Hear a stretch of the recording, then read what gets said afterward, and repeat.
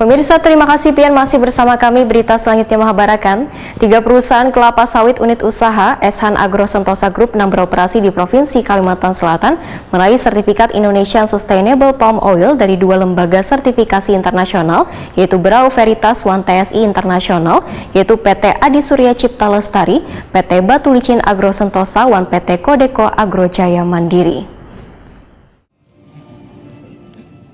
3 perusahaan kelapa sawit unit usaha SH Agro Sentosa Group yang beroperasi di Provinsi Kalimantan Selatan meraih sertifikat Indonesian Sustainable Palm Oil atau ISPO dari 2 lembaga sertifikasi internasional, yaitu Brau Veritas One TSI Internasional, yaitu PT Adi Surya Cipta Lestari, PT Batu Licin Agro Sentosa, One PT Kodeko Agro Jaya Mandiri. Sertifikat diserahkan Direktur Lembaga Sertifikasi BP One TSI di Hotel Ratan Inn Banjarmasin, Jalan Ayani, Pal 5,5 Banjarmasin, besukan Senin 21 Maret 2022. Pada Direktur PT Adi Surya Cipta Lestari, Bapak Haji Muhammad Syarif Rafinda.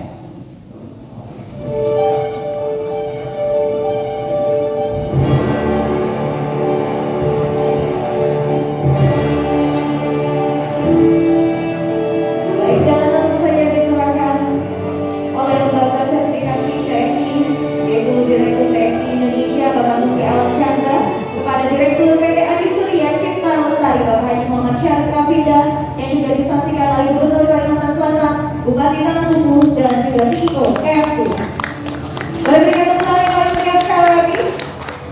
Dan kami persilahkan bagian untuk bisa berfoto bersama.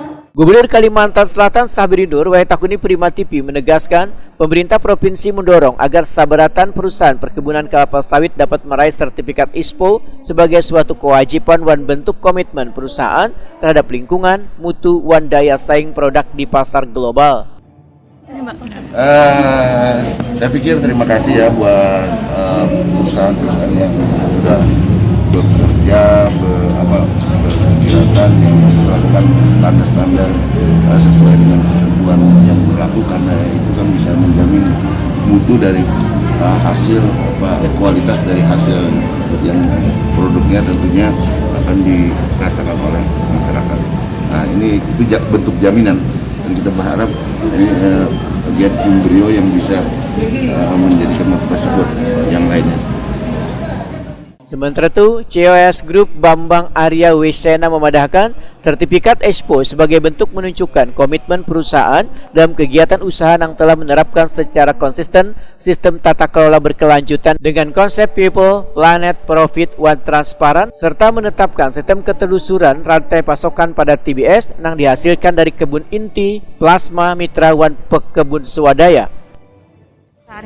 Oke, terima kasih.